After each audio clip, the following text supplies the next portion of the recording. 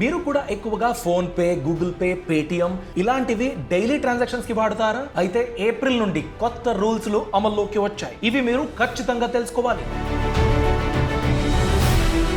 UPI ద్వారా ఒక రోజుల్లో ఎంత అమౌంట్ వరకు మీరు ట్రాన్సాక్షన్ చేయొచ్చు, దానికి ఉన్న లిమిట్లో మార్పులు వచ్చింది.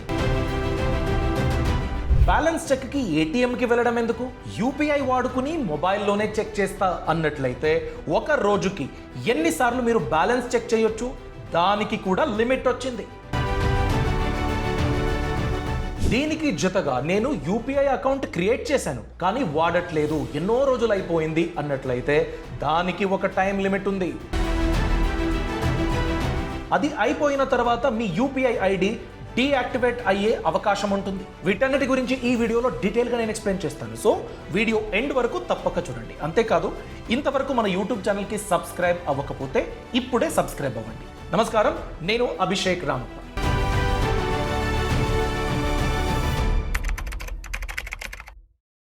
చేంజ్ నంబర్ 1, యూపీఐలో ఒక రోజుకి ఎంత అమౌంట్ వరకు నేను ట్రాన్సాక్షన్ చేయొచ్చు. కొన్ని కండిషన్స్ ఉన్నాయి. ఆ కండిషన్స్కి తగ్గట్టుగా మీరు ట్రాన్సాక్షన్ చేస్తే 24 గంటల్లో 10 లక్షల రూపాయల వరకు మీరు ట్రాన్సాక్షన్ చేయొచ్చు. యూపీఐలో మనం ట్రాన్సాక్షన్ చేసేటప్పుడు 2 రకమైన ట్రాన్సాక్షన్స్ ఉంటాయి. P2M అంటే పియర్ టు మర్చెంట్, ఒక కస్టమరు మర్చెంట్కి చేసే ట్రాన్సాక్షన్. పియర్ టు పియర్, నేను నా బ్రదర్కి, నేను మా డాడీతో ఇలా యూపీఐ ట్రాన్సాక్షన్ చేసుకున్నట్లయితే దాన్ని పియర్ టు పియర్ అంటారు. సో పియర్ టు మర్చెంట్ అని చూసుకున్నట్లయితే మీరు ఇన్వెస్ట్మెంట్ చేస్తున్నారు, ఇన్సూరెన్స్ కడుతున్నారు, జిఎస్టీ పే చేస్తున్నారు, ఇన్కమ్ ట్యాక్స్ కడుతున్నారు, లేదా లోన్ ఈఎంఐ కడుతున్నారు.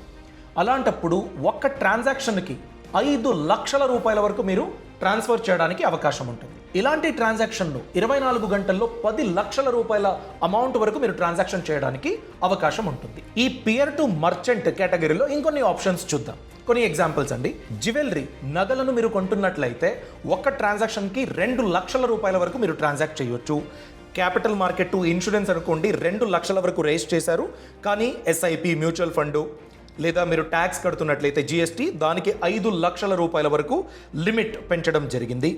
హాస్పిటల్ బిల్ కడుతున్నట్లయితే, ఎడ్యుకేషనల్ ఇన్స్టిట్యూషన్, స్కూలు, కాలేజు అలాంటి ఫీజు మీరు కడుతున్నట్లయితే అలాంటప్పుడు 5 లక్షల రూపాయల వరకు పర్ ట్రాన్సాక్షన్ మీరు పే చేయొచ్చు.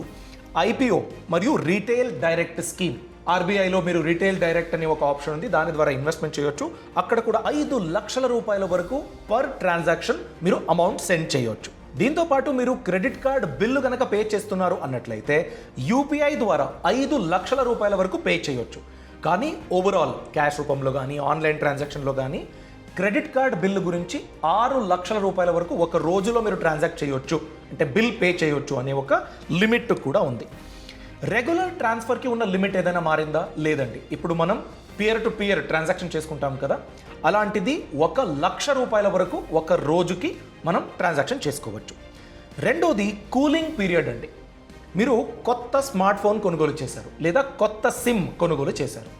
అలాంటప్పుడు మీ యూపీఐ ఐడి మళ్ళీ యాక్టివేట్ చేశారనుకోండి, కొత్త ఫోన్లో లేదా కొత్త సిమ్ కార్డు పైన మీ యూపీఐ ఐడి రీయాక్టివ్ అయిందంటే మీరు ఫస్ట్ 24 అవర్స్లో 5,000 రూపాయల కన్నా ఎక్కువ ట్రాన్సాక్షన్ చేయడానికి అవకాశం ఉండదు. దీన్ని కూలింగ్ పీరియడ్ అంటారు. ఇది ఎందుకు వచ్చిందంటే ఎవరైనా సిమ్ స్వాపింగ్ చేసేసి మీ డీటెయిల్స్ని మిస్యూజ్ చేసుకుని మీ యూపీఐ ఐడి వాళ్ళు వాడుకున్నట్లయితే 5,000 రూపాయల కన్నా ఎక్కువ ట్రాన్సాక్షన్ చేయడానికి అవకాశం ఉండదు. సో మీరు స్కామ్ నుంచి దూరంగా ఉండాలనేసి ఈ కూలింగ్ పీరియడ్ అనేది వచ్చేసింది. కొత్త డివైస్, కొత్త సిమ్, ఫస్ట్ 24 అవర్స్ 5,000 రూపాయలు మాత్రమే లిమిట్. మూడోది క్యాష్ ట్రాన్సాక్షన్ గురించి చాలా జాగ్రత్తగా ఉండాలండి. ఎవరో మీకు క్యాష్ ఇచ్చేసి యూపీఐలో సెండ్ చేయండి అన్నట్లయితే ఆ క్యాష్ని యాక్సెప్ట్ చేసేటప్పుడు చాలా జాగ్రత్తగా ఉండాలి, ఎందుకంటే దానికి ఒక లిమిట్ ఉంది. కొత్త ఇన్కమ్ ట్యాక్స్ యాక్ట్ కూడా ఇంప్లిమెంట్ అయింది కదా, దాన్ని సెక్షన్స్ కింద మనం చూసుకున్నట్లయితే 20,000 రూపాయల కన్నా ఎక్కువ మీరు క్యాష్ యాక్సెప్ట్ చేస్తున్నారు అన్నట్లయితే 100% ఆ అమౌంట్ని పెనాల్టీగా ఛార్జ్ చేయడానికి అవకాశం ఉంటుంది. సో క్యాష్ ట్రాన్సాక్షన్స్కి అగెయిన్స్ట్గా యూపీఐ ట్రాన్సాక్షన్స్ చెయ్యకండి. ఎవరో మీకు వచ్చి చాలా అర్జెంటు ఈ క్యాష్ తీసుకుని యూపీఐలో ట్రాన్స్ఫర్ చేయండి అన్నట్లయితే జాగ్రత్తగా ఉండండి. అంటే 20,000 యాక్సెప్ట్ చేసిన వెంటనే ఫైన్ వేసేస్తారా? అలా కాదండి. ఓవరాల్ ఒక సంవత్సరంలో మీ క్యాష్ ట్రాన్సాక్షన్ ఎక్కువైందనుకోండి, లిమిట్ దాటిందనుకోండి, అలాంటప్పుడు ప్రాబ్లం అవుతుంది. నాలుగోది లోన్ ట్రాన్సాక్షన్స్ వయా యూపీఐ. మీరెవరికైనా లోన్ ఇచ్చినా, ఎవరో మీకు లోన్ ఇచ్చినా అది ట్రేసబుల్ ఫార్మాట్లోనే ఉండాలి. అందుకే యూపీఐని వాడుకోండి. యూపీఐ పక్కన పెట్టేసి క్యాష్ రూపంలో ఇస్తాను అన్నట్లయితే అలాంటి ట్రాన్సాక్షన్స్ వీలైనంత అవాయిడ్ చేయండి. ఇవన్నీ రూల్స్ చేంజ్లు అవుతున్నది మనం సేఫ్గా ఉండాలి, మన డబ్బు చాలా సేఫ్గా ఉండాలనేసి. మనం కూడా ఇవన్నీ పాటించేది, తెలుసుకునేది మన ఫ్యామిలీ బాగుండాలి, నా ఫ్యూచర్ చక్కగా ఉండాలనేసి. ఎంతోమందికి గోల్ ఏంటి అని అడిగితే నాకు కష్టం వచ్చినా ఓకే, నా ఫ్యామిలీ ఆరాముగా ఉండాలి, అదే నా ఫ్యూచర్ ప్లాన్ అంటారు. అలా ప్లాన్ చేసేటోళ్ళైతే టర్మ్ ఇన్సూరెన్స్, హెల్త్ ఇన్సూరెన్స్ ఖచ్చితంగా మీరు తీసుకోవాలి. అంటే మీ ఏజ్ చిన్నదే, పెద్దగా ఏం జబ్బులు లేవనుకోండి, కేవలం 400 నుండి 500 రూపాయలు ప్రతి నెల మీరు ప్రీమియం కట్టినట్లయితే ₹1 కోటి వరకు కవరేజ్ మీరు పొందొచ్చు. దాని గురించే పాలసీ బజార్ ఉంది. ఇక్కడ 51+ ట్రస్టెడ్ ఇన్సూరెన్స్ పార్ట్నర్స్ యొక్క ప్రోడక్ట్ని మీరు కంపేర్ చేయొచ్చు. ఇప్పుడే ఆన్లైన్లో కొనుగోలు చేస్తే అప్ టు 15% డిస్కౌంట్ కూడా పొందొచ్చు. డిస్క్రిప్షన్ మరియు కామెంట్ సెక్షన్లో లింక్ ఉంది, క్లిక్ చేసి టర్మ్స్ అండ్ కండిషన్స్ చూడండి, కంపేర్ చేయండి, మీకు సూట్ అవుతే మాత్రమే కంటిన్యూ అవ్వండి. అలానే హెల్త్ ఇన్సూరెన్స్ కూడా. ఒక్క హాస్పిటలైజేషన్ మీరు ఎన్నో సంవత్సరాలు కష్టపడి కూడబెట్టిన డబ్బు ఖర్చు అయ్యేటట్టు చూసుకుంటుంది. అలా అవ్వకూడదంటే హెల్త్ ఇన్సూరెన్స్ హెల్ప్ అవుతుంది మీకు. 400 to 500 ప్రీమియం ప్రతి నెల కడితే డీసెంట్ కవరేజ్ మీరు పొందొచ్చు. ఇప్పుడే కొనుగోలు చేస్తే ఆన్లైన్లో అప్ టు 25% డిస్కౌంట్ పొందొచ్చు. దీంతో పాటు 30 minutes క్లెయిమ్ సపోర్ట్ దొరుకుతుంది. డెడికేటెడ్ రిలేషన్షిప్ మేనేజర్ ఫెసిలిటీ కూడా ఉంటుంది. ఇక్కడ కూడా 51+ ఇన్సూరెన్స్ పార్ట్నర్స్ ప్రోడక్ట్ని మీరు కంపేర్ చేయొచ్చు. డిస్క్రిప్షన్ మరియు కామెంట్ సెక్షన్లో లింక్ ఉంది, క్లిక్ చేయండి, చదవండి, మీకు సూట్ అవుతే మాత్రమే ప్రొసీడ్ అవ్వండి. Coming back to the topic, 5th point GST rules అండి. ఎంతోమంది బిజినెస్ చేస్తూ ఉంటారు, యూపీఐ వాడుతూ ఉంటారు, కానీ GST రిజిస్ట్రేషన్ చేయించుకోరు. మీరు యూపీఐ ద్వారా చేసే ట్రాన్సాక్షన్ను ఇన్కమ్ ట్యాక్స్ డిపార్ట్మెంటు చాలా ఈజీగా కనిపెడుతుంది. ఆధార్ బ్యాంక్ అకౌంట్కి లింక్ ఉంది, సో ఈజీగా దొరికిపోతారు. సో లిమిట్ ఎక్కువ క్రాస్ చేస్తూ ఉన్నట్లయితే మీరు ఖచ్చితంగా GST రిజిస్ట్రేషన్ చేయించుకోండి. లిమిట్ ఎంత? మీరు గనక సర్వీసెస్ బిజినెస్ చేస్తూ ఉన్నట్లయితే 20 లక్షల రూపాయల కన్నా ఎక్కువ ట్రాన్సాక్షన్ అవుతుంది అన్నట్లయితే మీరు రిజిస్ట్రేషన్ చేయించుకోవాలి. సర్వీసెస్ అయితే, ప్రోడక్ట్ మీరు అమ్ముతున్నట్లయితే దీనికి ఉన్న లిమిట్ 40 లక్షల రూపాయలు ప్రతి నెల అనుకున్నట్లయితే. సో ఈ లిమిట్ని మీరు దాటారనుకోండి ప్రాబ్లం అవుతుంది. అందుకే GST రిజిస్ట్రేషన్ చేయించుకోండి. లేదనుకోండి రెట్రోస్పెక్టివ్లీ మీరు ఫైన్ కట్టాల్సి ఉంటుంది. అంటే 2020లోనే నాకు ఇంత ట్రాన్సాక్షన్ ఉండేది, 2026లో మీరు దొరికిపోయారు. సో ఈ 6 సంవత్సరాలకి మీరు ఎంతైతే ట్రాన్సాక్షన్ చేసి ఉంటారో దానిపైన కూడా ఫైన్ పడవచ్చు. జాగ్రత్తగా ఉండాలి. 6th పాయింట్, యూపీఐ ద్వారా మీరు ఏదైనా గిఫ్ట్ని రిసీవ్ చేసుకుంటున్నట్లయితే, యూపీఐ ద్వారా ఎలాంటి గిఫ్ట్ ఉంటుంది? అమౌంట్ ట్రాన్స్ఫర్ చేస్తారనుకోండి, మీ పెళ్ళి ఉంది, ఏదో ఫంక్షన్ ఉంది, మీ రిలేటివ్స్ ట్రాన్స్ఫర్ చేసినట్లయితే దానికి 50,000 రూపాయల వరకు ఎలాంటి ట్యాక్స్ లేకుండా మీరు యాక్సెప్ట్ చేయొచ్చు. 50,000 రూపాయల కన్నా ఎక్కువ మీరు యాక్సెప్ట్ చేశారనుకోండి, దాని గురించి ఏదైనా ఎంక్వైరీ వచ్చినట్లయితే బ్యాంకు ఇన్కమ్ ట్యాక్స్ డిపార్ట్మెంట్కి కొన్ని లిమిట్ తర్వాత ఆటోమేటిక్గా ఇన్ఫర్మేషన్ని షేర్ చేస్తుంది. అలాంటి ఇన్ఫర్మేషన్ షేరింగ్ తర్వాత IT డిపార్ట్మెంట్ మీకు నోటీస్ ఇచ్చినట్లయితే దానికి ప్రాపర్ ఎక్స్ప్లెనేషన్ లేదనుకోండి, ఎంటైర్ అమౌంట్ ట్యాక్సబుల్ అవుతుంది. 50,000 రూపాయల కన్నా ఎక్కువ మీరు గిఫ్ట్ రూపంలో తీసుకున్నట్లయితే, ఫర్ ఎగ్జాంపుల్ 55,000 అనుకోండి, 55,000 కూడా ట్యాక్స్ అని ఇన్కమ్ ట్యాక్స్ డిపార్ట్మెంట్ తీసుకోవచ్చు. అందుకేనండి 50,000 రూపాయల వరకు గిఫ్ట్స్ మాత్రమే యూపీఐ ద్వారా యాక్సెప్ట్ చేయండి. 7th point, UPI cash back అండి. ఇది ట్యాక్సబుల్ ఇన్కమ్ అని లెక్కిస్తారు. కొన్ని ఆఫర్లు ఉంటుంది, కొన్ని ప్లాట్ఫామ్లు ఉంటాయి. అలాంటి ప్లాట్ఫామ్ మీరు వాడుకున్నట్లయితే క్యాష్ బ్యాక్ దొరుకుతుంది. ఆ క్యాష్ బ్యాక్ని మీ ఇన్కమ్ అని కన్సిడర్ చేస్తారు.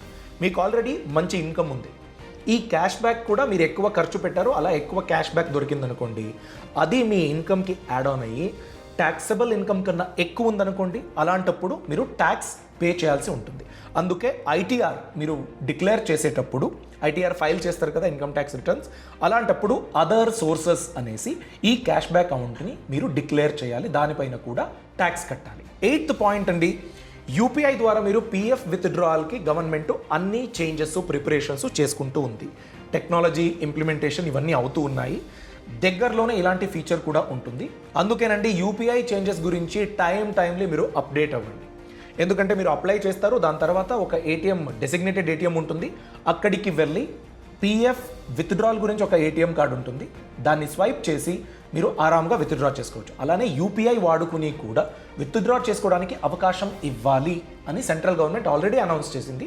దాని ప్రిపరేషన్లో ఉంది. 9వ పాయింట్, బ్యాలెన్స్ చెక్ లిమిట్. నాకు యూపీఐ ఉంది, ఏటీఎంకి వెళ్తే ఊరికే ఛార్జెస్, ఆరాముగా ఎన్నిసార్లు కావాలంటే అన్నిసార్లు చెక్ చేసుకుంటా.